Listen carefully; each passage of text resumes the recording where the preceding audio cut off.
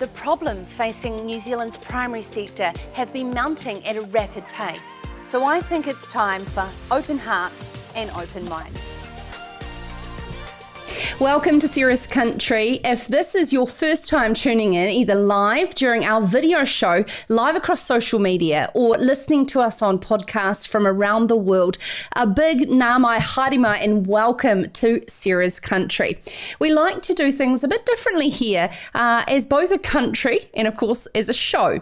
This is 3 days a week, broadcast across so many different places around the web to make sure that we don't leave any of you behind in this movement. This is a movement around celebrating an open-mindedness approach, yet pragmatism, in farming and growing food and fashion. And this is from a nation that only knows how to punch above its weight. It's the little island nation at the bottom of the world, Aotearoa, New Zealand. I'm your host, Sarah Perriam, and among the chaos that this world brings, and particularly in 2020, it's been such a privilege to bring you this show, particularly to try and navigate some of this noise. As farmers and growers, there's so much to navigate, and all of the information coming at us sometimes is not necessarily fit for purpose. The delivery of information and our leadership has changed dramatically in just a generation. If the last decade was the information age, I believe the next decade is the transformation age. Today is, believe it or not, Use Your Common Sense Day, as well as the US election. Now, the irony I do find is that if an idea is common, does that automatically make it sense? Common sense, as I have found in my little dictionary, is a sound practical judgment concerning everyday matters, or a basic ability to perceive, understand, and judge that is shared by nearly all people. The first type, it says, of common sense is good sense, and that can be described as the knack for seeing things as they are and doing things as they ought to be done. As they ought to be done. Isn't that so subjective, particularly as we're farming food and fibre in a new world? Also, too, there's been a lot of debate around media here in New Zealand. I'd love to know around the world as well what your thoughts are on this. And this is because it's Guy Fawkes Day and this debate around fireworks. And it seems that New Zealanders are falling out of love with fireworks. Not so much from a public display of affection, but more so in the backyard. I loved fireworks growing up. I've seen some very dangerous acts of private fireworks at people's places, and I did that stint in Auckland, and I tell you what, you may as well not sleep for 2 weeks from living in the bombing sound that goes on. It doesn't matter if it's 11:30 on a Monday night and it's already started in little old Lincoln. So I'm not a fan. I've said I'm not a Santa's Grinch, a Christmas Grinch on Monday, but I'm a fireworks Grinch, I've decided. I want to know what your thoughts are in the comments below. Is fireworks just a thing that's done and dusted, or are we actually, I think, you know what, for me, it was, do you remember Nick from Shortland Street? Way back in the day when he lost his eyesight. That was a turning point. And then actually there was also a story I heard of a friend's horse that is no longer with us due to fireworks display by a neighbour, which was very traumatic for them. So I don't know, what do you think? I'd love to know if you're joining us live, wherever you are. But of course, live comments are also, I love questions for our guests. I will put them to them, as well as any comments generally around what is happening. Feel free, this is your platform, forum, it's open-hearted and open-minded. So on Wednesday's show tonight, who do we have and what are we talking about? Every year, New Zealand awards 5 of our greatest minds across all parts of our sector the opportunity to expand their critical thinking and ours through their reports. The 2020 Nuffield scholars had a very disrupted year, which was once again they had to think outside of that square and understand how leadership can be in a changing world. The 2021 Nuffield Scholars were released last night, but how will they navigate this global research type scholarship with these COVID-related travel restrictions? Looking forward to catching up after 7:20 with Chief Executive for Rural Leaders, Chris Parsons. After 7:30, we're heading to Asia to understand how there is good, strong underlying demand for New Zealand's deer velvet, despite so much global uncertainty.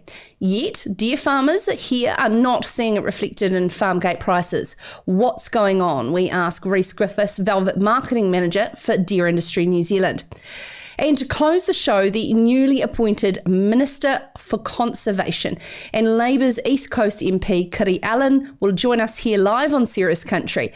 I would love your questions for Kiri Allan. I know there will be a lot coming in. I will call for them throughout. She will join us closer to 7:45. I want to know how farming, hunting and conservation will coexist under her tenure over the next term. But firstly, how do we lift sustainable farming practices for all New Zealand cropping farmers? Anna Heslop will be with us very shortly from the Foundation for Arable Research, discussing this new MPI-funded Growers Leading Change program. This is Serious Country. One of the first things you learn when you live out here is where to shop for the things you need to live out here. like electric fencing, Or horse feed. or bee suits. Children, Chook food. Do you want a couple of these? or something stylish to wear. Not everyone's got stuff like this. But at Farmlands we do, and then some. So if you need anything to help you farm, Grow, milk, drench, Rhea, come on in. because we're out here too.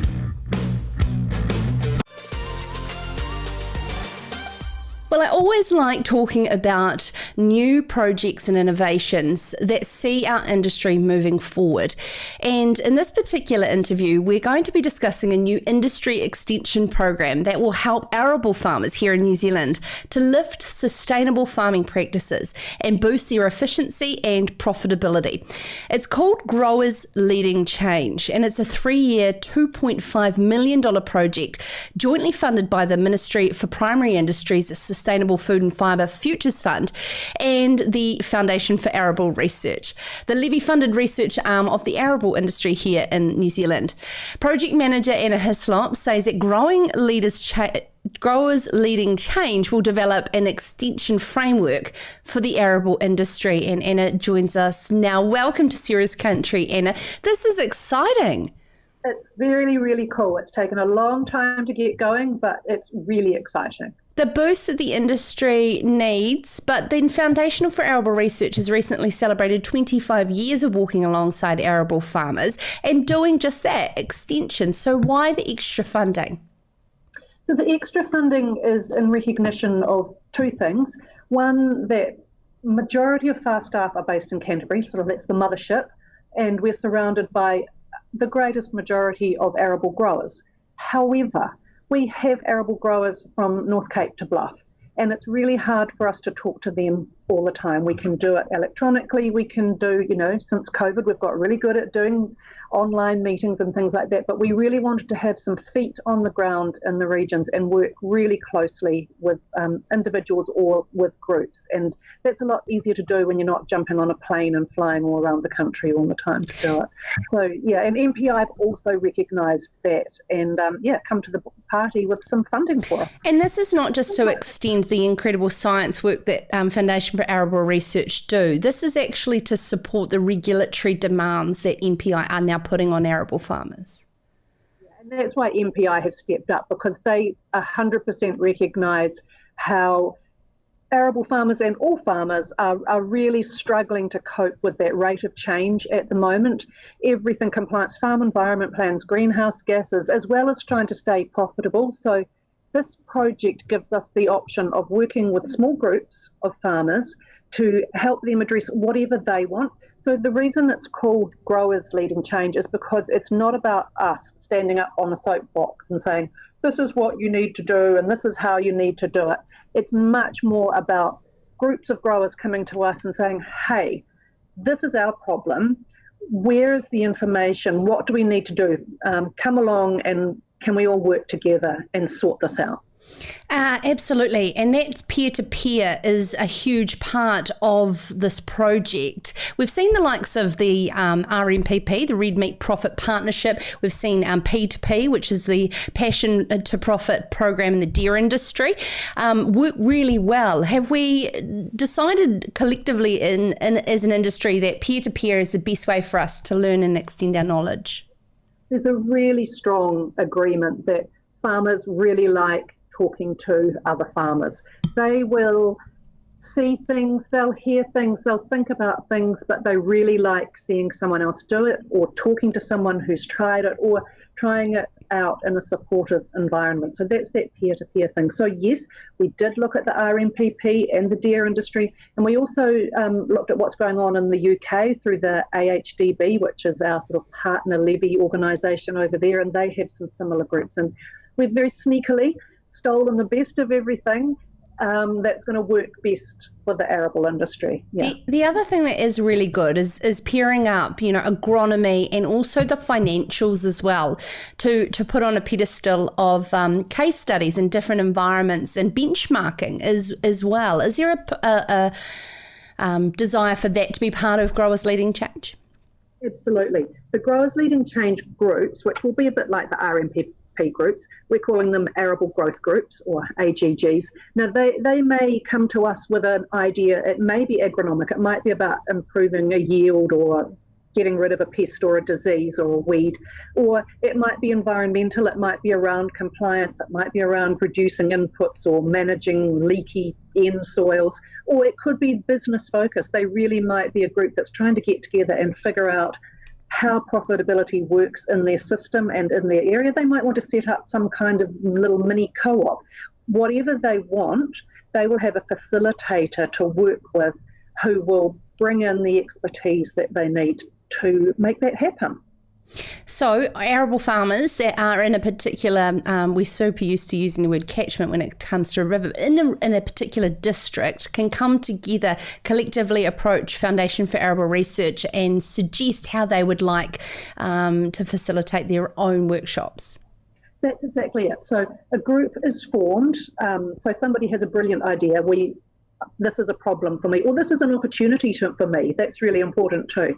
And I've got a couple of people that I've talked to about it, and they think it's a really good idea too. So they can come to us with that idea. We can work with them to develop the idea, to find some more members for that group, and then they set up their group, and as a group they set their goals. They set their learning plan for the year, and they set their goals as individual farmers as well. But they don't actually have to be district or locally based. They may be regionally based, or they may be nationally based, because some ideas will appeal to individuals across the country. So there may be some sort of precision ag or other sorts of ideas where there's not going to be that critical mass to form a group in a small area. So those groups can also be set up, but they'll be done via video meetings, and then maybe meet once or twice face-to-face a year.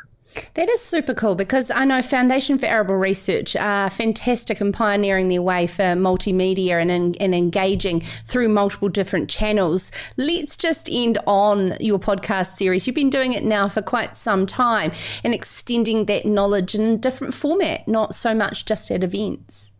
Yeah, we've been working on Cut the Crop, sort of started the planning of it about this time last year. And we launched quite fortuitously, I suppose, at the beginning of COVID, when everybody was all of a sudden getting their heads around new technologies. We drop a new podcast weekly, and to date, I believe we've had nearly 5,500 downloads of individual episodes. So we're really thrilled that our arable farmers are picking up on that technology, and we cover everything from new crops to irrigating a specific crop, or bigger industry issues, farm environment plans, fresh water, anything's on there. So yeah, cutthecrop.co.nz, have a look through the index of podcasts on there and listen in, people. Anna, before you go, the topic for tonight, I haven't prepped you on this. Are you ready? Fireworks, how do you feel about it? Well, I'm really torn personally, because I love fireworks. and my husband hates them. So when he's not there, my grown-up children and I do fireworks and have lots of fun, and he gets really grumpy, but we just do it when he's not there. We are in a rural area. We've never personally had problems with things getting away or with pets or dogs, but I can see that the time is coming where they are going to disappear and be more organised events. Yeah, interesting. It's become a bit of a theme throughout the show, and interesting that has it's an underlying trend that no one's talking about.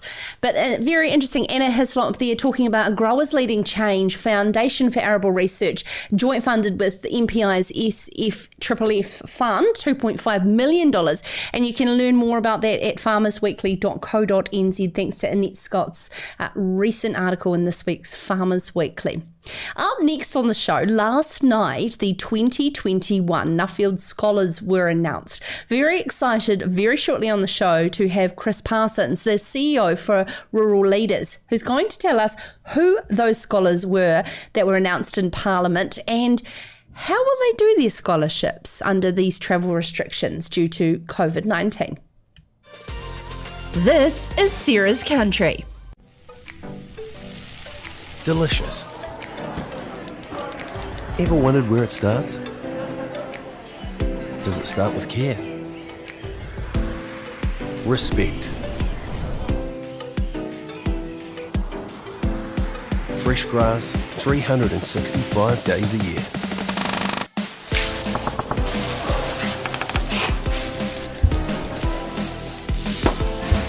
The truth is, delicious doesn't start in a single moment or with a single ingredient.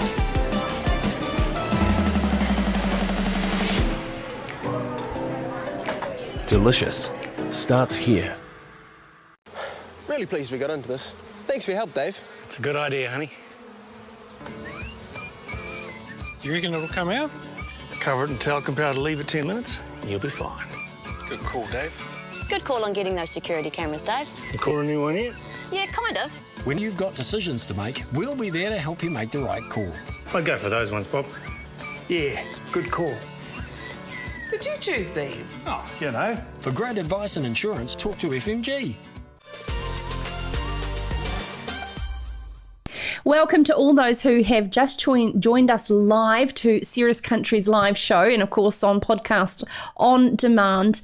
If you're not obviously sick of politics, we've got a whole nother round with the US elections unfolding whilst we're broadcasting this show, and maybe we're not even going to talk about it because potentially it could be by the time you listen to this in the morning announced, but not likely.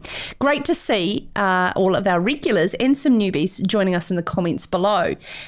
We are calling for your thoughts on fireworks. There has been a general trend against fireworks here in this country, and our viewers are backing us up. As well as, of course, we're calling for questions for our guests and suggestions. In particular, Minister for Conservation Kiri Allan will be with us 7:45-ish, and I'd love your questions to the new Minister. Anthony, fantastic to see you back watching Sarah's Country. I'm sure you haven't left us, but I haven't commented for a while. The blue seat is looking out of place, Sarah. This one here, I can hide it a bit. I'm sorry, there's probably a bit too much green going on for you too. Women should stop wearing pink. It's a real issue, Anthony. I'm sorry about that. John is a fireworks Grinch. You're not a Grinch, John. Of course, Anthony's carried on saying about fireworks are a thing of the past, as they really don't have as much bang like they did in the past from what you grew up with. And Kate Taylor makes a very good point. As well as much as she adores fireworks, firefighters around the country, like herself, hate the related call-outs. Very, very valid point.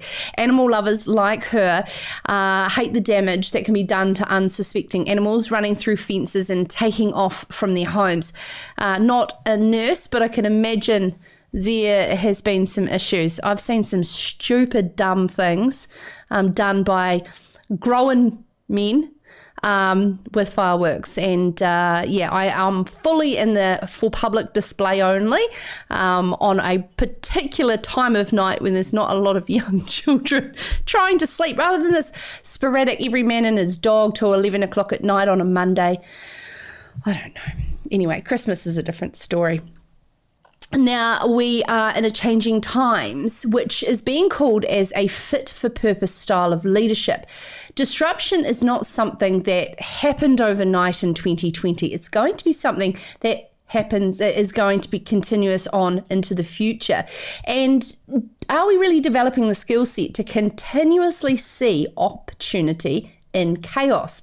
This is what the 2020 Nuffield scholars, who had their global year of discovery rudely interrupted by a thing called COVID-19.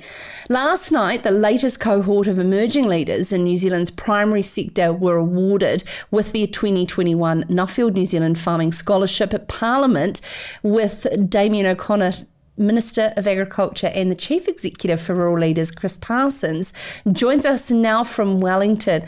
Chris, it must be a humbling environment to be around such bright, critical thinkers and minds as they navigate this crazy world. Yeah, absolutely, Sarah. It's really inspiring, but also reassuring, I think, to see how many young leaders we've got coming through, and not so young leaders as well, but the talent that's in our regions is truly fantastic to see it coming forward. Now, typically, the Nuffield Scholarship, for those who are unfamiliar with it, involves travel internationally for at least 4 months and participation in the Contemporary Scholars Conference with all the Nuffield scholars around the world, and a 6-week global focus program in several different countries. I mean, that certainly didn't play out very well for our 2020 scholars. So how did they adapt?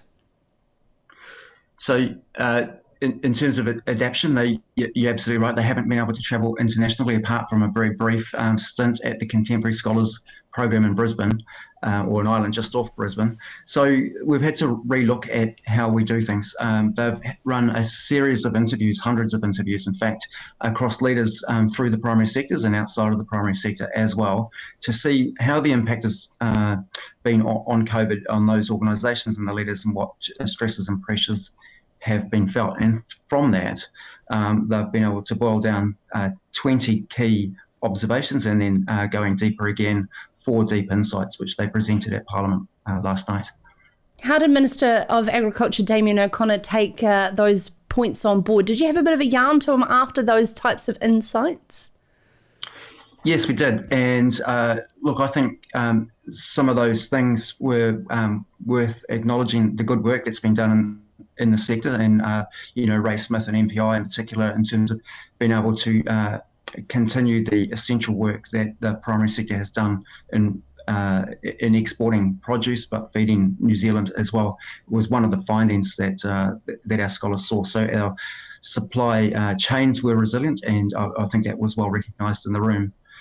But if I just lead on from that, one of the other insights that came out was that whilst in some cases farmers didn't notice COVID to the same extent as perhaps those in the cities did, because they were impacted more significantly by drought, we do have a sector that's been able to continue, and that and so in a sense we're in a privileged position. One of the canaries in the coal mine, if you like, is this potential growing gap between the haves and the have-nots. And so I think that's something that our sector needs to think about in terms of affordability of food, and how we make not just resilient supply systems, but have food fairness across the sector, but also in terms of how our consumers can afford to buy our products. Food fairness is a wonderful term, and of course we saw the rise of Meet the Need through COVID, and connecting directly with our people and bringing everyone collectively together. That's wonderful. I look forward to reading that insights and following through further on that, Chris. But let's take the time to now celebrate the 2021 Nuffield Scholars. Would you mind taking us through who they are, their background, and what they're looking forward to achieving through a scholarship like Nuffield? So firstly, I'd just like to acknowledge that we had a wide range of talent from across New Zealand, and so it was a really tough decision not to be able to take all of those people. So I'd just like to total those that did apply. The 5 that we were able to select range from the far north to the deep south. In fact, if you went any further south than Kiri Bay, you'd probably fall off the bottom of New Zealand. So they come from dairy, red meat, arable, and the dairy industry as well, and have a wide range of interests. So from the north, we have Daniel Webb, who comes from a red meat background. He's also a communicator and has an entrepreneur, and and you'd probably be well familiar with him. Sarah, he has Dirt Road Comms, and he's really interested in this sort of social contract and the how we connect up the conscious consumer and the urban New Zealander with the rural sector as well. And so Open Farms has been one of his initiatives. So he's from the far north. Coming down the country, we have Ben Anderson from the central North Island, and he's a red meat deer farmer, velvet. He's really interested in the opportunities that come from climate change and how potentially we can turn that challenge into an opportunity and make some money out of it as well, potentially. So what's the new ideas? How can we reconsider that problem?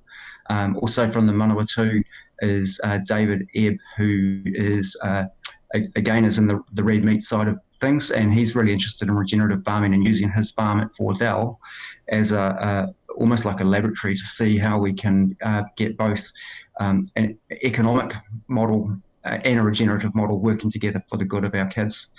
He comes from an interesting background. He has a tech background. He's just recently come home from San Francisco. He is a Kellogg alumni as well, and he was traveling from San Francisco to come to the Kellogg's program.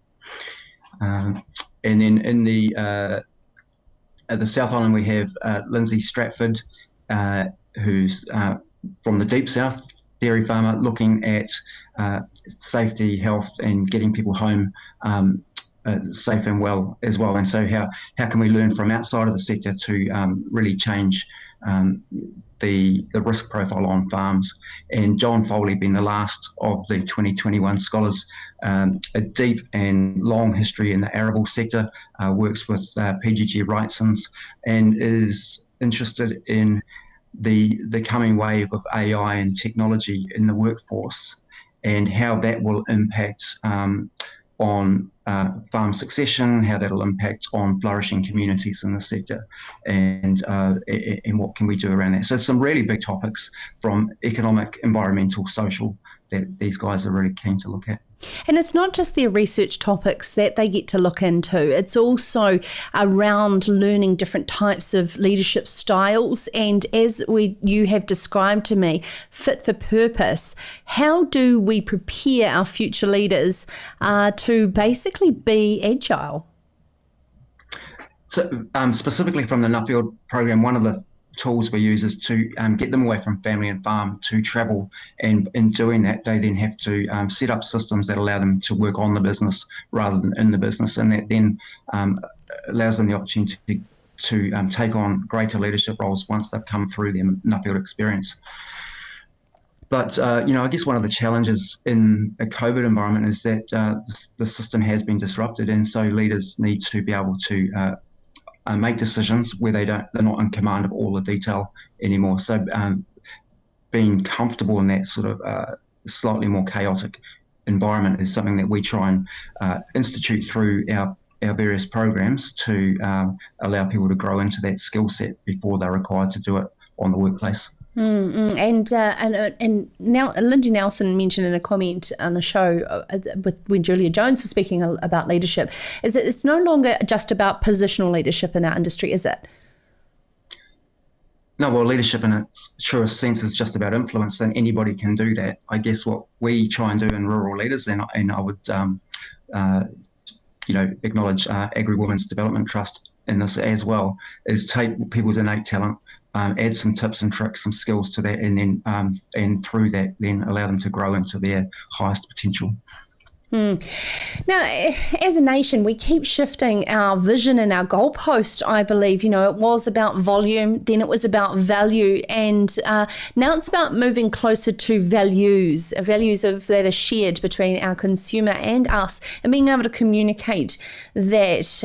What does the new leader look like to be able to be an ambassador for our values as a sector? Yeah, so this is one of the deep insights that the 2020 scholars came up with, and it was moving from volume to values and being connected with our environment, but being connected socially as well, and social responsibility allows us an authenticity, which we think if New Zealand can and the sector can have that serious conversation, understand what values define us, that will actually give us market position as we take our products into the world and give us a point of difference. So there's I think a commercial reality to this, but then there's also a sort of a social integrity as to who we are and how we connect with our natural world. For everyone listening, I actually challenge you as a farming operation or as an individual or business is actually have a value session, and as an organisation sit down and write what is your values and continue to stick to that, because it really transforms around the people and the culture around it, but so that we can stay focused on it as an industry collectively. Because you know what, when you start to do that, you realise that we're all actually quite alike and on the same page as it is. Chris, before you go, the theme of tonight is fireworks. Friend or foe? Coming from a military background, I've had a little bit to do with fireworks. But look, I think we need to be pretty careful about fireworks, particularly around animals and kids. So I think there's, I'll probably lean more in favour of having public displays rather than a cacophony of private displays around people's paddocks and around their animals. No, it looks like this government don't really need to do a referendum, so to speak, on fireworks bans, because I think that's been a public shift over a period of time. Now, up next on the show, we are going to talk about the latest ever-changing market forces and prices for our New Zealand velvet. But why isn't it reaching the farm gate? Rhys Griffiths from Deer Industry New Zealand with us shortly here on Sarah's Country. This is Sarah's Country. The recipe for perfect beef and lamb.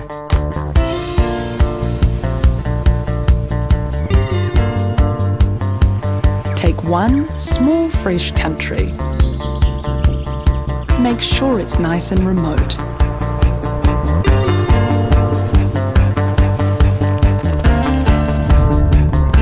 Now, keep it at the ideal temperature all year round.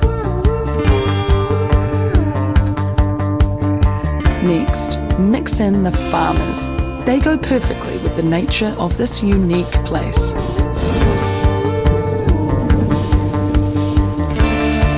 Add regular sprinkles of rain to really bring out the lush meadow grass. Then let your animals happily graze on this grass, all day, every day.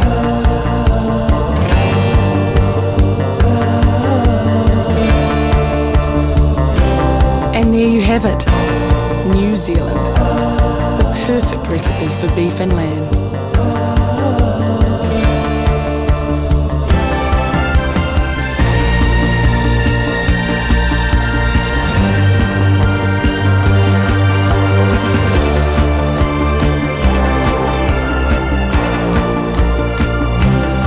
Taste pure nature.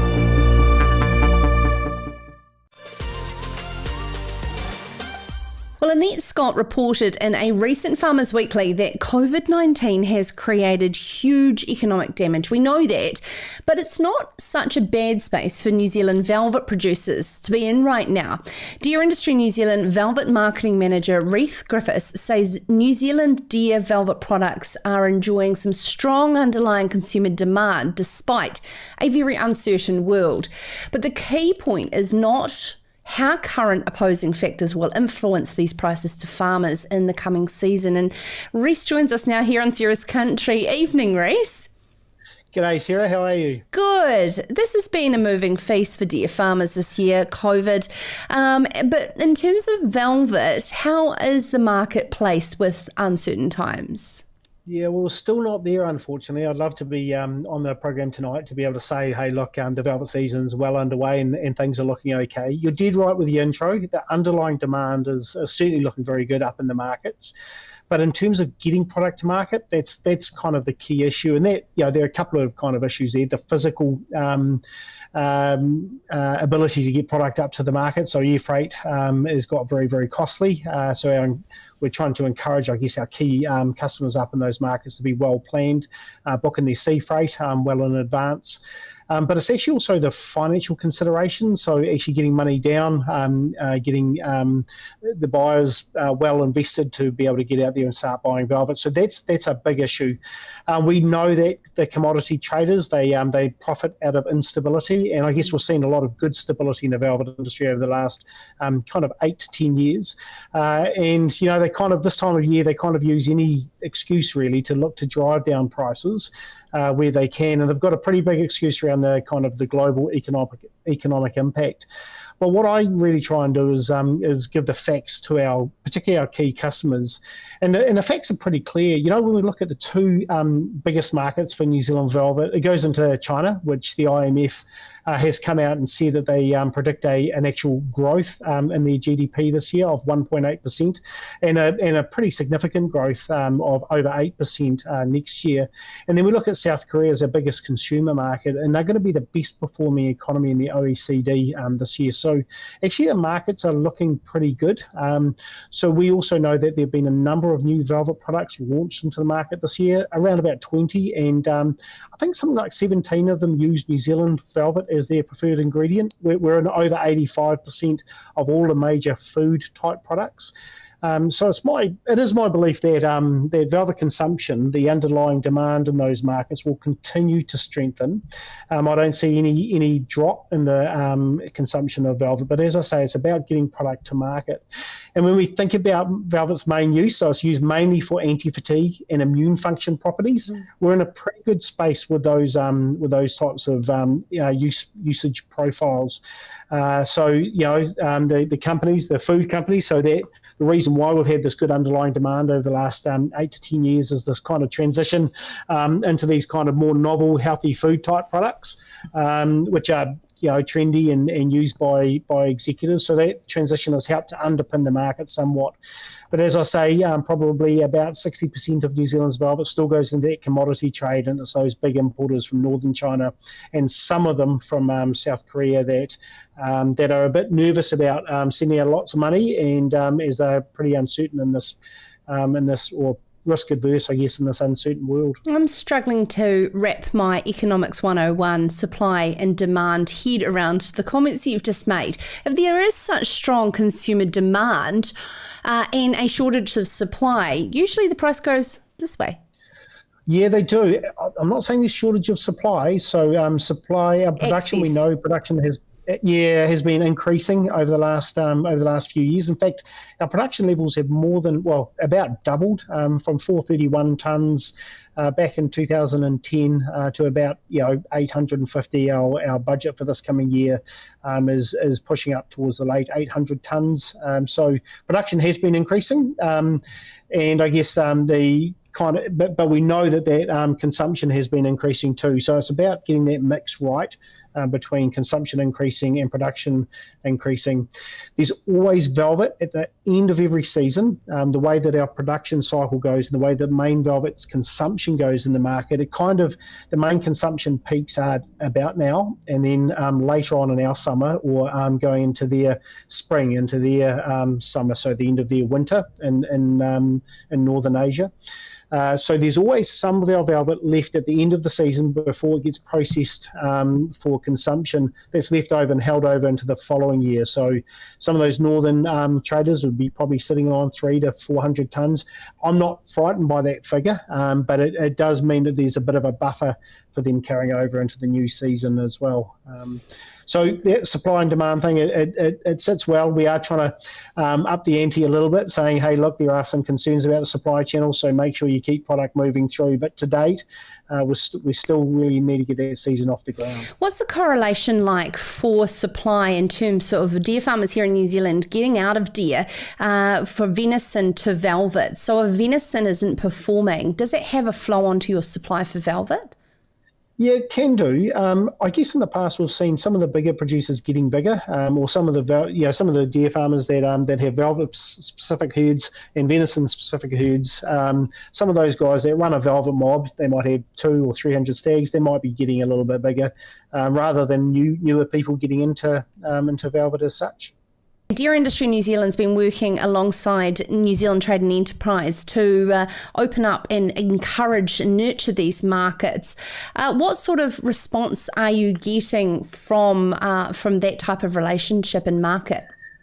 Yeah, so a big shout out here to our government officials and particularly to NZTE. They've mobilised their business development managers who have got a good relationship through the 4 different posts in China, for example. So each one of those posts in Shanghai, in Guangzhou, in Chengdu, and in Beijing, they've got a BDM getting out and meeting with some of the big healthy food companies that we've been nurturing a relationship with over the last couple of years to get into this kind of healthy food side of things. In South Korea, we work really closely with the folk at the New Zealand Embassy, not just with NZT, but also MFAD as well. The ambassador, Philip Turner up there, has been pretty amazing for us, as was his predecessor, Claire Fernley, as well. So really, we are getting a lot of support from New Zealand government, particularly in these couple of markets. Actually, in Taiwan as well, there was a new velvet product that was launched just about a month ago. It was this little stick by KGC, or Korean Ginseng Corp, into that market too, signalling that our global potential. So we do know that the medium outlook for velvet is looking pretty strong. We just have to weather the storm, I guess, over the next few months with this kind of global uncertainty that COVID is throwing on all of us.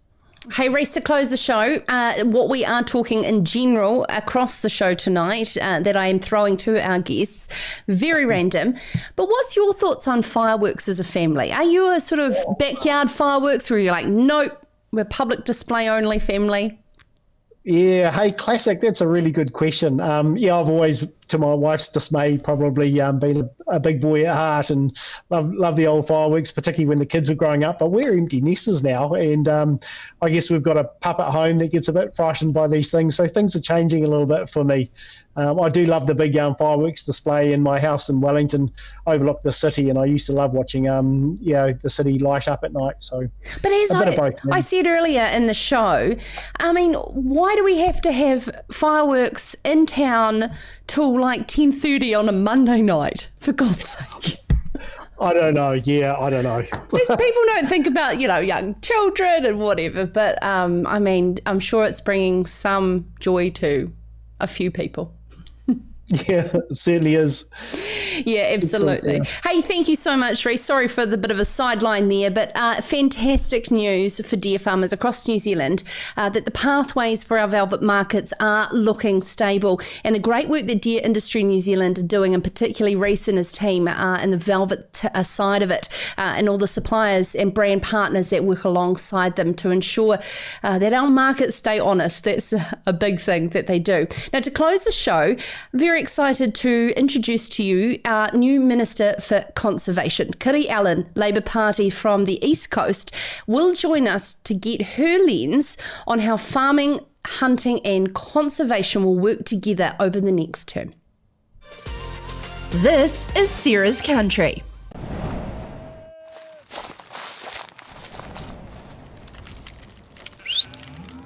Growing a better world takes courage. It takes foresight and vision. It's about dreaming big, then being brave enough to follow that dream through. To create a world where food is plentiful, soils are healthy, and rivers run crystal clear. A world where we grow more with less, where livestock is tended to with care. Energy is friend, not foe, and waste is a valuable resource. This is the world you're already shaping through imagination, innovation, and determination.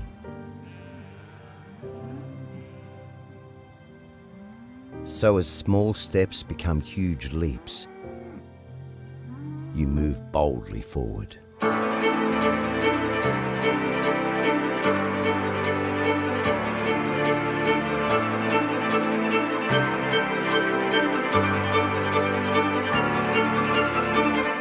Rabobank is there beside you to help grow a better world together. Every morning, Kiwi farmers wake up to produce high quality food. Yet, every night, some Kiwi families are going to sleep hungry. Meet the Need is a charity founded by farmers, and it's here to change all that. We're about New Zealand farmers feeding New Zealand families by donating a small part of what we grow when we can. You can help us make sure no one in New Zealand goes to sleep hungry again. Visit meettheneed.org and follow us on social.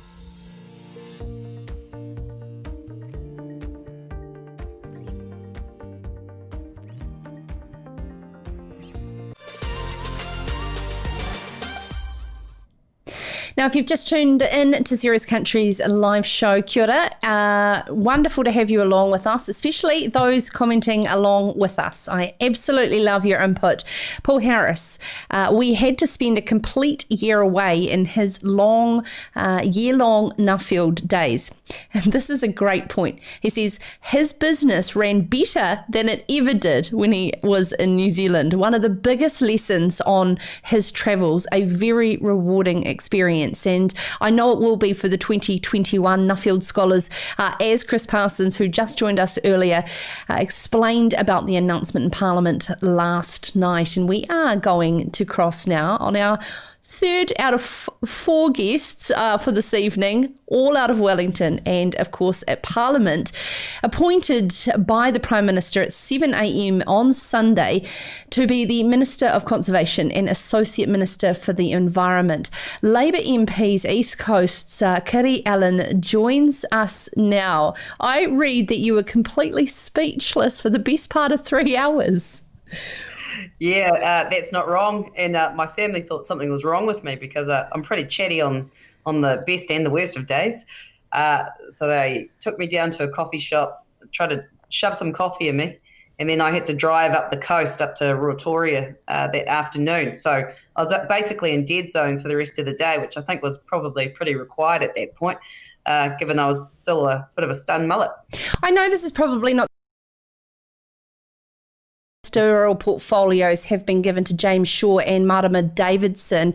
Eugenie Sage, very active as a Minister of Conservation. Why do you believe that wasn't on the table?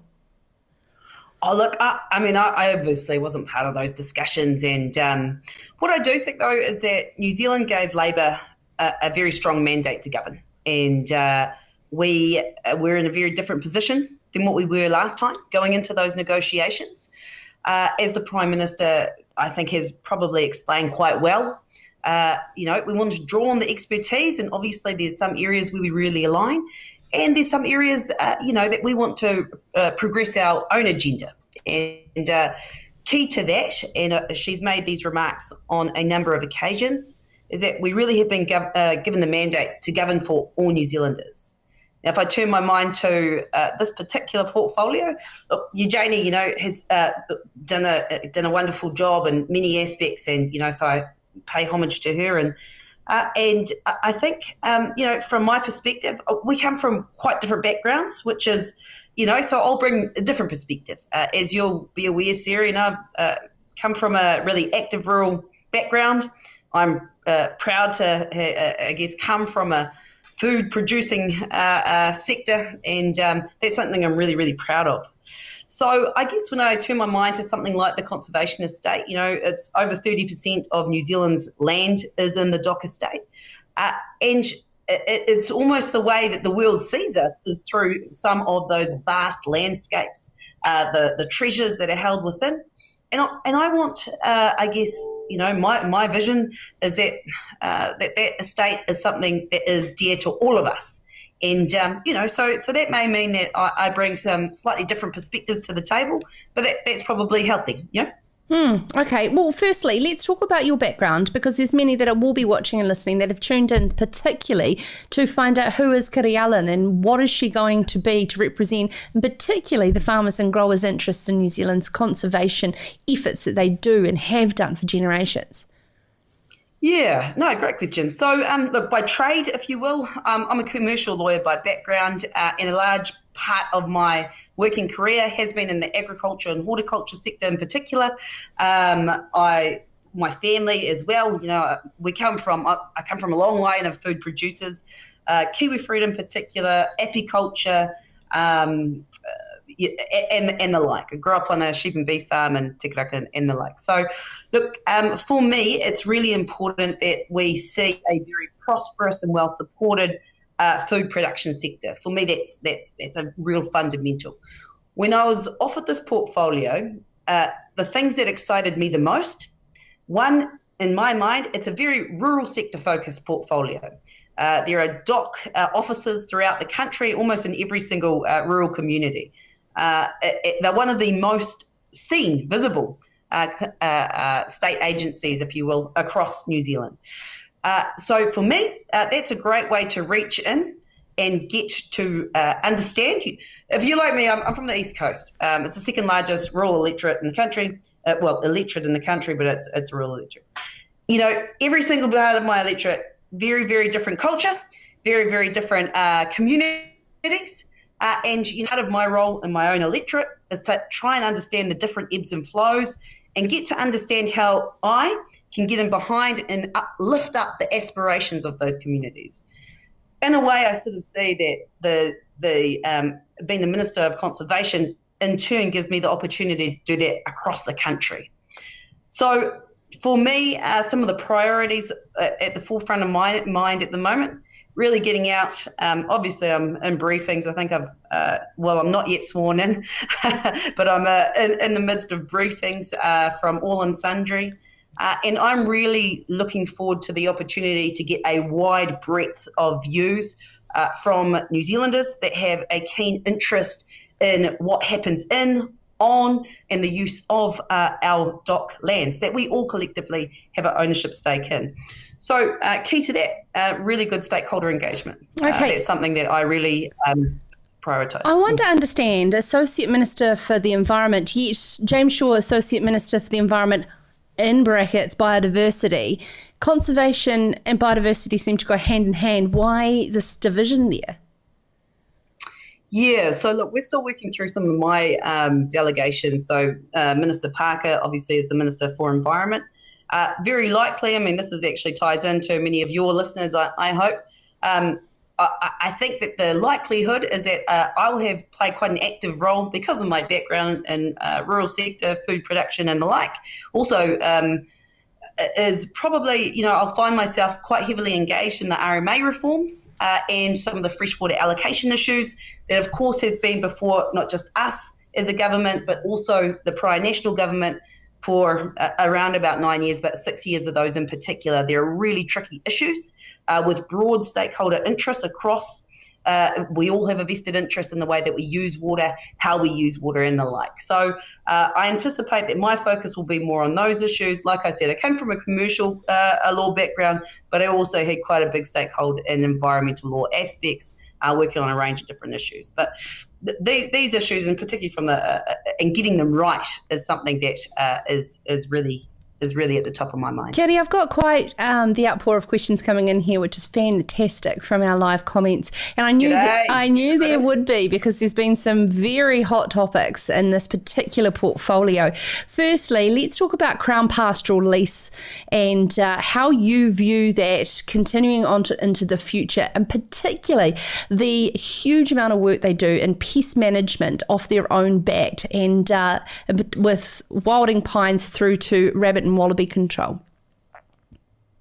Yeah, look, great questions, and things that I am definitely asking my officials quite pointed questions about as well, in terms of the approach that has been taken by DOC to date. And I know, of course, over successive governments, there's been different approaches. For me right now, my key task is basically having all of that information presented to me, and then I'm going to have to set forward a track that I'll go down which may or may not be different from the previous minister.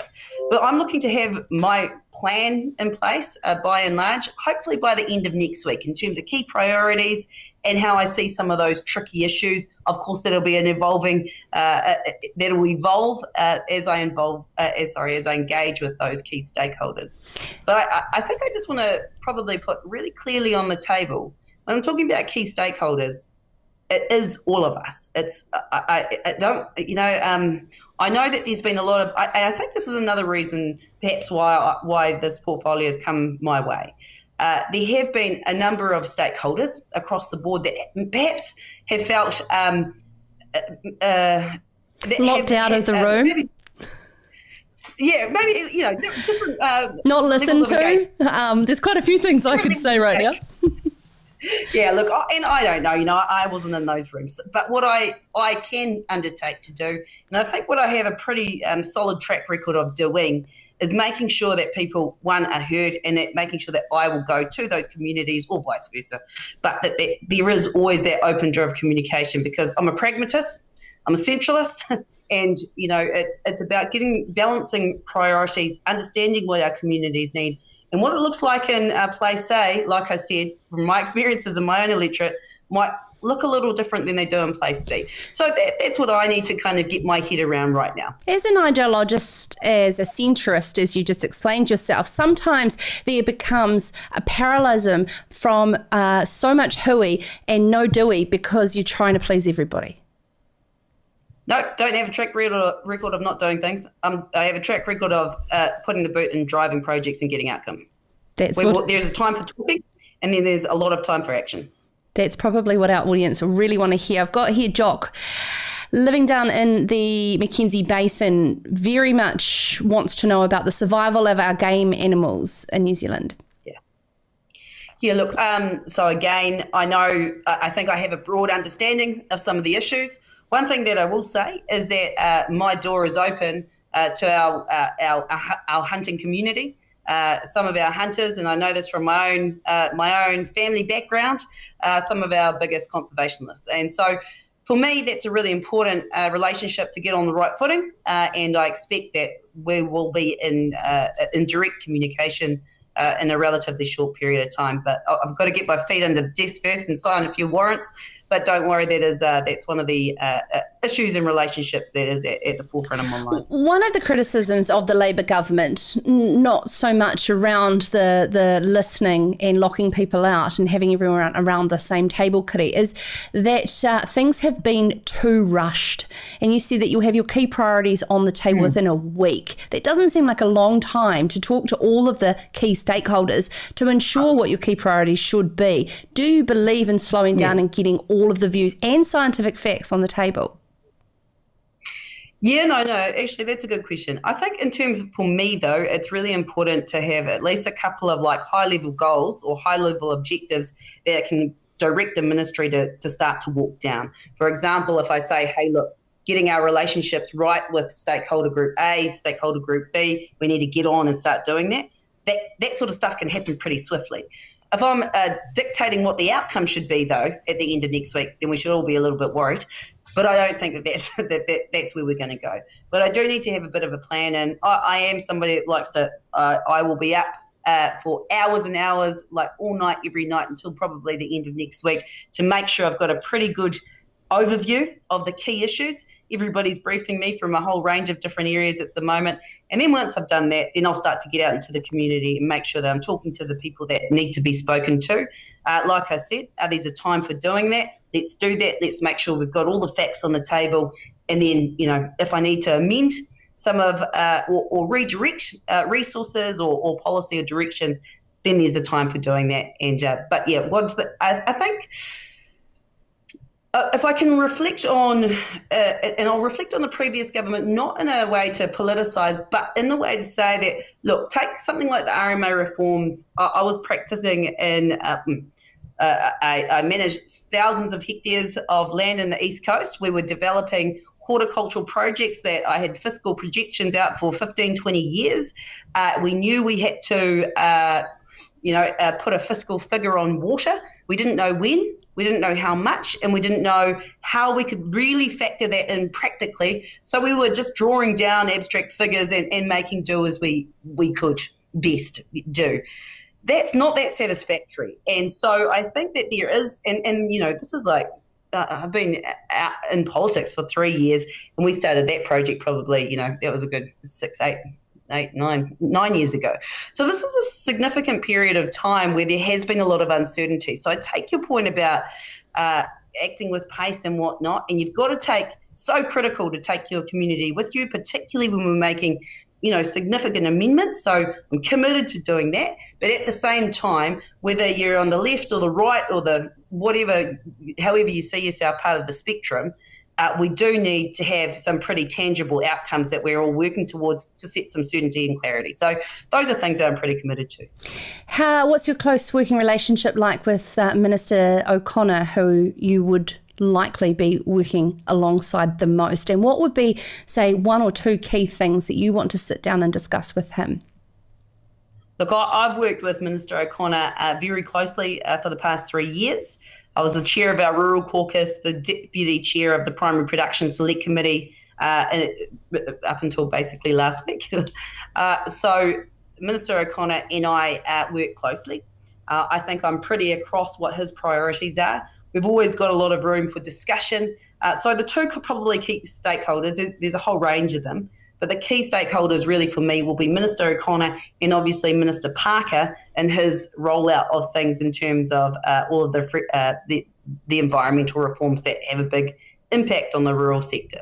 So I think that probably there's quite a significant role there that I can play in terms of advocating for rural communities, rural New Zealand, but also striking the right balance with getting our conservation objectives right. And we're talking about fireworks tonight, Kiri. Wouldn't it be an absolute disaster if we had another Lake Ohau wildfire from fireworks this Thursday? That's got to be on the priority list.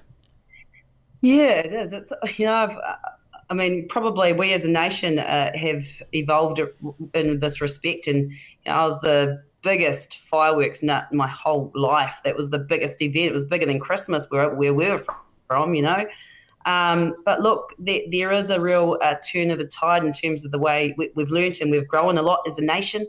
I think you're absolutely right. What we saw down in Ohau, we know that it's having some big impacts on our, not just domestic animals, but our animals across the board. So, look, I think it was somebody that spoke prior, but, having that focus on public displays, we all love a good public display of fireworks, but I think that we might have come to a period in time where there is a real need for a pragmatic look at the sale of personal use fireworks. Well, it's been pretty consistent across the board on fireworks and, of course, in our comments below as well. Congratulations on behalf of our listeners and viewers, Kiri Allan, the new Minister for Conservation and the Associate Minister for the Environment. Some fantastic comments coming in. Paul says, great open approach, Kiri. Jock says, I feel she has the right background to be the Minister of Conservation. So I think there's a bit of a round of applause. I've read Andrew Hoggard, President of Federated Farmers, has also endorsed Kiri as well. So it will be a fantastic 3 years to follow her progress. And with that commercial law background, I don't think I'd mess with her. That's all tonight from Sarah's Country. Thank you so much for tuning in wherever you like to listen to us across all of the major podcasts. And it's produced in alliance with the absolute beautiful, wonderful, kind team of Farmers Weekly that puts so much effort and time into in-depth critical thinking and journalism at farmersweekly.co.nz, and of course the great team at AgriHQ for all your market analysis. You can get in touch with me, Sarah, at sarahscountry.com at any time and suggest any guests or topics that you would like to hear about on the show, because I will always ensure that this is open-hearted and open-minded discussion about the matters that matter most to farming, food and fashion here in Aotearoa, New Zealand. We will be back Monday night from 7 o'clock live across our social media platforms and sarahscountry.com. In the meantime, let's see where we're at when we land on Monday's show with this US election. We have a great lineup. I want to talk about US trade with our trade commentators and our economists on where that will position us as a trading nation. In the meantime, have a wonderful rest of your week and weekend. weekend. Good night and go well. This is Sarah's Country.